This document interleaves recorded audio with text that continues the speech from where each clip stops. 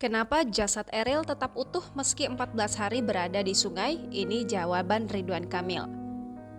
Gubernur Jawa Barat Ridwan Kamil menjelaskan alasan jenazah anaknya Emeril Khan Mumtaz masih utuh meski sudah 14 hari hilang di Sungai Are, Bern, Swiss. Lewat story Instagramnya, Emil sapaan Ridwan Kamil menjelaskan air Sungai Are yang dingin membuat jasad Eril membeku. Sebelumnya diberitakan jenazah Eril ditemukan di bendungan Enghalde di Bern, Swiss pada Rabu 8 Juni 2022 pukul 6.50 waktu setempat.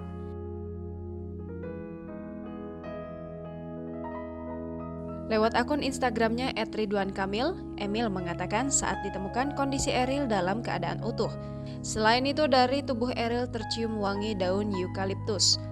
Rencananya Ridwan Kamil dan jenazah Eril akan berangkat dari Swiss pada Sabtu 11 Juni 2022 dan dijadwalkan tiba pada Minggu 12 Juni 2022.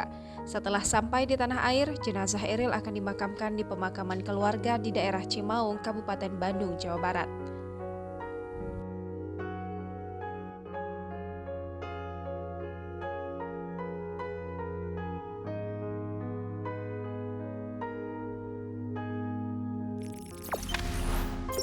Jangan lupa subscribe, share, komen, dan like ya.